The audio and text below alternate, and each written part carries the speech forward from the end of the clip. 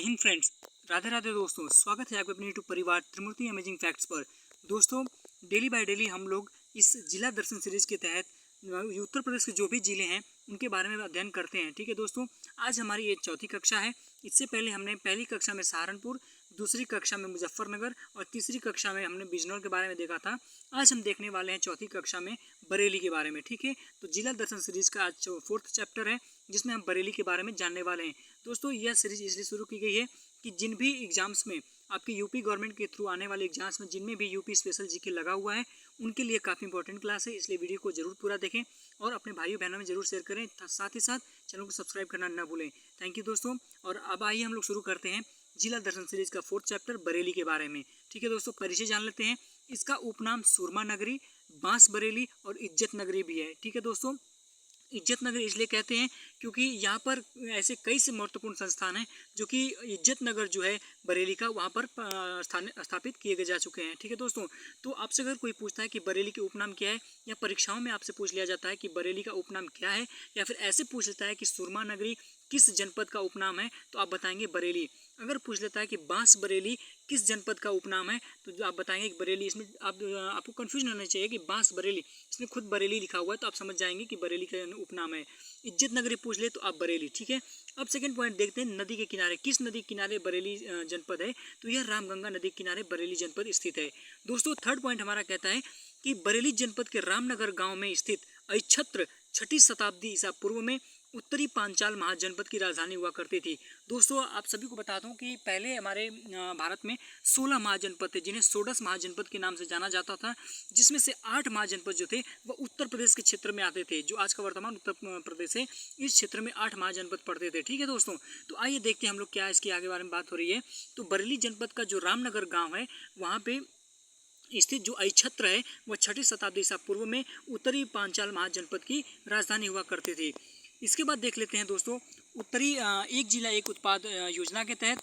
ठीक है दोस्तों, एक जिला एक उत्पाद योजना जो है उसके तहत बरेली का जो जरी जरदोजी का प्रोडक्ट है, उत्पाद है, उसे जीआई टैग दिया गया है। ठीक है, तो अगर आपसे प्रश्न पूछता है कि बरेली के किस उत्पाद को एक जिला एक उत्पाद योजना के तहत जरी जरदोजी का जीआई टैग मतलब जीआई टैग दिया गया, तो वह है जरी जरदोजी। और दोस्तों, एक जिला एक उत्पाद योजना यानी 1 डिस्ट्रिक्ट 1 प्रोडक्ट योजना की शुरुआत होती है 24 जनवरी सन 2018 को। ठीक है, बहुत ही महत्वपूर्ण डेट है, आपसे पूछी जा सकती है, इसलिए इसको ध्यान में रखेंगे। ठीक है, क्या ध्यान में रखेंगे, एक जिला एक उत्पाद योजना की शुरुआत कब होती है, 24 जनवरी सन 2018 को होती है। और बरेली के किस उत्पाद को एक जिला एक उत्पाद योजना के तहत जीआई टैग प्रदान किया गया है, वह है जरी जरदोजी। अब एक चीज़ यहाँ पर समझ लेते हैं दोस्तों, जीआई टैग होता क्या है, यानी इसका फुल फॉर्म होता है जियोग्राफिकल इंडिकेटर या इंडिकेशन। ठीक है, यानी कि किसी विशेष क्षेत्र में पाई जाने वाली विशेष वस्तु को हाईलाइट करने के लिए यह टैग दिया जाता है। इसके बाद दोस्तों देख लेते हैं उद्योग के बारे में। ठीक है, उद्योग क्या कहता है, यानी कि बरेली में कौन कौन से उद्योग हैं। ठीक है, अब सबसे पहले देखते हैं लकड़ी के फर्नीचर पाए जाते हैं। ठीक है, यानी लकड़ी के फर्नीचर का उद्योग है, दरी निर्माण का वहाँ पर उद्योग है, कत्था उद्योग। ठीक है, बहुत इंपॉर्टेंट क्वेश्चन हो जाएगा दोस्तों यहाँ से कि किस जनपद में कत्था उद्योग होता है, यानी कि या फिर कौन सा जनपद कत्था उद्योग के लिए जाना जाता है, तो हमारा बरेली हो जाएगा। दिया सलाई उद्योग, ये बहुत इंपॉर्टेंट है। सुरमा उद्योग, जैसा कि आपने पढ़ा भी है कि सुरमा नगरी भी इसको कहा जाता है, तो सुरमा उद्योग कहाँ है, बरेली में है। बांस उद्योग, आपने ऊपर नाम पढ़ा कि बांस बरेली, यानी कि यहाँ पर बांस की अधिकता पाई जाती है, इसलिए बांस उद्योग भी यहाँ पर है।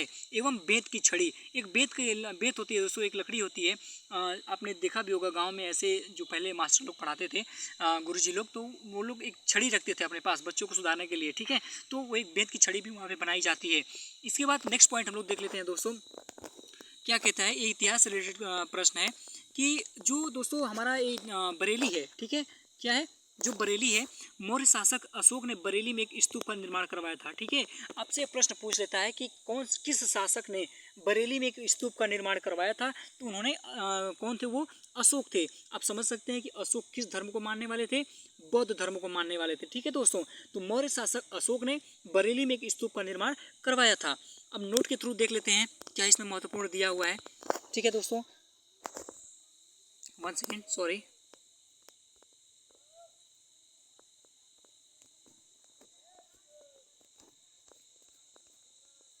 नोट में देख लेते हैं दोस्तों, दुनिया में मशहूर बरेली का सुरमा एक फ़कीर की देन है। ठीक है, क्या कह रहे हैं यहाँ पे, बहुत ही महत्वपूर्ण पॉइंट है दोस्तों, ध्यान दीजिएगा इसको।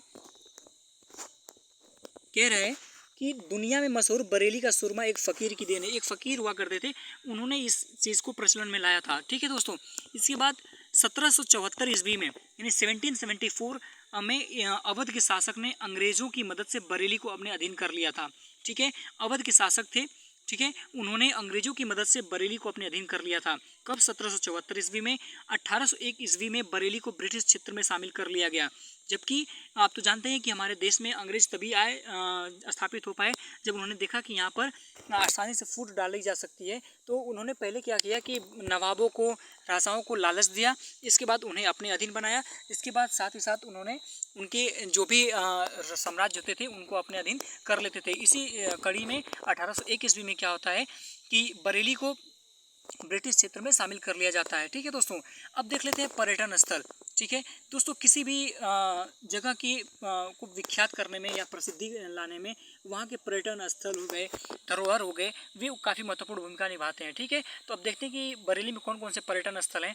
तो पुराना किला, शहीद स्मारक, कारगिल चौक, रानी लक्ष्मीबाई चौक, पार्श्वनाथ दिगंबर जैन मंदिर, लक्ष्मी नारायण मंदिर, खान बहादुर खान मज़ार। ठीक है, आप देख पा रहे होंगे खान बहादुर खान मज़ार को हाईलाइट किया गया है, यानी कि यह सबसे ज़्यादा पूछे जाने वाला प्रश्न है बरेली से। ठीक है, तो पुराना किला बताएंगे बरेली में, शहीद स्मारक बरेली में, कारगिल चौक बरेली में, रानी लक्ष्मीबाई चौक बरेली में। अब रानी लक्ष्मीबाई का नाम समझकर आप झांसी नहीं जाइएगा, आपको जाइएगा बरेली, यानी कि आप इन जगहों अगर बरेली जाते हैं तो इन जगहों पर घूमना आपको चाहिए, क्योंकि हमारे देश की जो है, हमारे राज्य की, हमारे बरेली जनपद की ये धरोहर है एक तरह से।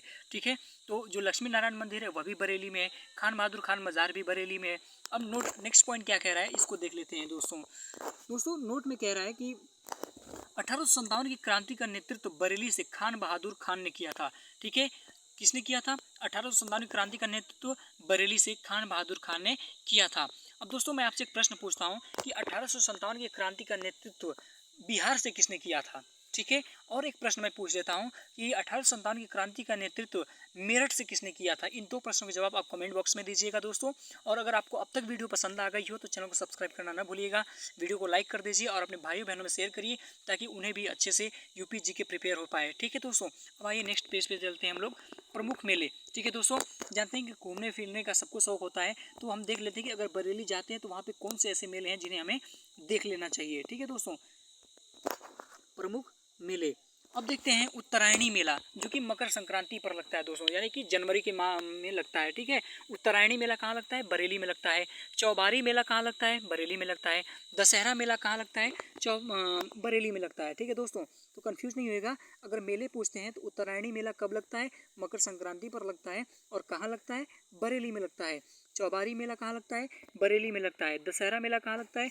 बरेली में लगता है। यहाँ पर दशहरा मेला इसलिए हाईलाइट कर दिया गया दोस्तों क्योंकि यहाँ पर यह बड़े पैमाने पर लगता है, इसलिए इसको हाईलाइट कर दिया गया है।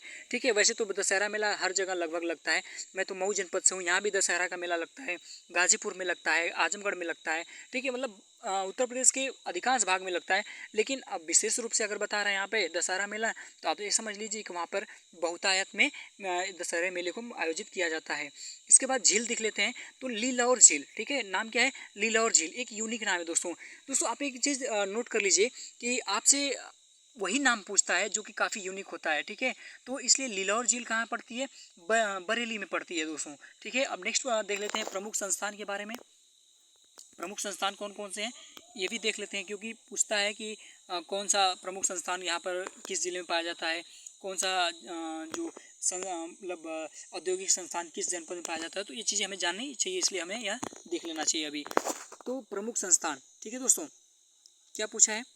प्रमुख संस्थान, तो पहला हमारा क्या है? पशु चिकित्सा अनुसंधान संस्थान इज्जतनगर बरेली। ठीक है दोस्तों, पशु चिकित्सा अनुसंधान संस्थान कहाँ है? इज्जतनगर बरेली में है। अब देख रहे थे आपने ऊपर कि इज्जतनगर किस नाम से, कौन सा जिला जो है इज्जतनगर के नाम से प्रसिद्ध है? तो वह है बरेली। तो बरेली में जो इज्जतनगर है वहाँ पर पशु चिकित्सा अनुसंधान संस्थान है। ठीक है दोस्तों, नेक्स्ट पॉइंट देख लेते हैं हम लोग। नेक्स्ट क्या बता रहा है? नेक्स्ट है हमारा, नेक्स्ट है केंद्रीय पक्षी अनुसंधान संस्थान इज्जतनगर बरेली। यानी केंद्रीय पक्षी अनुसंधान संस्थान का, यानी पक्षियों पर अनुसंधान करने वाला संस्थान कहाँ है? इज्जतनगर बरेली में है। इसके बाद अबाई स्मारक पांचाल संग्रहालय कहाँ है? बरेली में है। उर्वरक कारखाना कहाँ है? आंवला बरेली में है। ठीक है दोस्तों। दोस्तों उर्वरक कारखाना जो है आंवला बरेली में तो है ही, इसके अलावा जो हमारे कुछ जो खाद्य उत्पादन में सर्वाधिक फैक्ट्रीज जो हैं, कुछ तो गोरखपुर में, कुछ प्रयागराज में भी है। ठीक है, लेकिन अगर आपसे उर्वरक कारखाना पूछता है विशेष रूप से तो आप आंवला बरेली लगाएंगे। ठीक है दोस्तों। नेक्स्ट देख लेते हैं हम लोग, central UP chamber of commerce and industries. ठीक है, क्या कह रहा है? कह रहा है कि central UP chamber of commerce and industries, यह कहाँ है? यह बरेली में है। ठीक है, बरेली जनपद में जो है central UP chamber of commerce and industries है। इसके बाद नेक्स्ट हमारा है mega food park Baheri Bareilly, यानी बहेड़ी नाम की एक जगह है बरेली में, वहाँ पर मेगा फूड पार्क खोला गया है। इसके बाद पहला अन्नपूर्णा स्टोर, पहला अन्नपूर्णा स्टोर जो है भरतौल गांव बरेली में है। ठीक है दोस्तों, नोट करिएगा, बहुत इंपॉर्टेंट है। दोस्तों मेरे कहने से एक बात मानिए, अगर आपको मेरा नोट्स अच्छा लगा, अगर थोड़ा भी अच्छा लगा, तो आप अपना एक नोट्स जरूर बना लीजिएगा। इस वीडियो को रोककर उसको लिखकर फिर आगे बढ़कर फिर लिख लीजिएगा, ताकि आपका एक बेहतर नोट्स तैयार हो सके। ठीक है, अगर आप ये नोट्स तैयार कर लेते हैं दोस्तों, तो आपको कहीं जाने की जरूरत नहीं है। आप एक बार इस नोट्स को रिवाइज कर लेंगे, आपको यूपी जीके के लिए कहीं प्रॉब्लम नहीं होने वाली है। ठीक है, अब आइए हम लोग देख लेते हैं क्या कह रहा है। अन्नपूर्णा, अन्नपूर्णा स्टोर, ठीक है, पहला, यानी उत्तर प्रदेश का पहला अन्नपूर्णा स्टोर कहाँ खोला गया है? भरतौल गांव बरेली में। ये बहुत ही हाईलाइटेड क्वेश्चन है, इसको बिल्कुल मत भूलिएगा बरेली के परिप्रेक्ष्य में। ठीक है दोस्तों, अब नेक्स्ट देखते हैं, उत्तर प्रदेश सरकार ने काशी विश्वनाथ की तर्ज पर बरेली जनपद में नाथ कॉरिडोर बनाए जाने का प्रस्ताव पारित किया है। ठीक है, अब इसको देखिए क्यों काशी विश्वनाथ की तर्ज पर बनाया जा रहा है, क्योंकि दोस्तों आपने हाल ही में देखा होगा कि काशी विश्वनाथ जी यानी कि हर हर महादेव की नगरी में एक कॉरिडोर बनाया, जिसे काशी विश्वनाथ कॉरिडोर के नाम दिया गया, यानी कि वो मंदिर परिषद है, काफ़ी बड़ा है। ठीक है, उसी की तर्ज पर एक नाथ कॉरिडोर बनाया जा रहा है। कहाँ पर?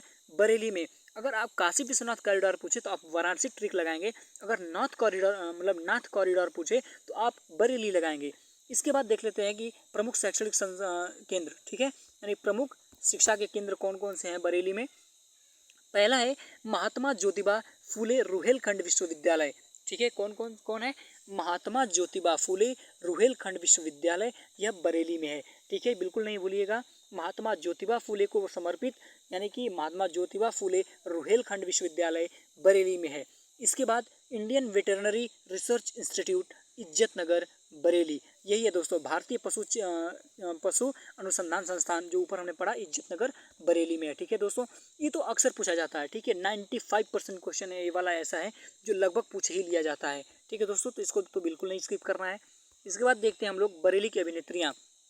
दोस्तों हमारे जनपद उत्तर प्रदेश से कई प्रकार मतलब कई जनपदों से अच्छे क्रिकेटर निकले हैं, अच्छे जैसे आप अभिनेता अभिनेता अभिनेत्री रिसर्चर स्कॉलर्स, इस प्रकार के लोग महान व्यक्तित्व निकले हैं। उसी क्रम में देख रहे बरेली कुछ अभिनेत्रियां भी हैं जो कि आगे चलकर हमारे बरेली जनपद का नाम रोशन किए हैं। तो उनमें से एक है प्रियंका चोपड़ा। ठीक है दोस्तों, प्रियंका चोपड़ा और दिशा पटानी, ठीक है, दिशा पाटनी, ठीक है दोस्तों, सॉरी, दिशा पाटनी जो है, प्रियंका चोपड़ा और दिशा पाटनी, ये दो ऐसी अभिनेत्री हैं जो जिनका जन्मस्थली जो है बरेली है। ठीक है दोस्तों, प्रियंका चोपड़ा का तो जन्म झारखंड क्षेत्र में हुआ था, लेकिन उनका जो मूल है वो उत्तर प्रदेश का बरेली माना जाता है। ठीक है दोस्तों, इसके बाद देख लेते हैं नेक्स्ट क्या है।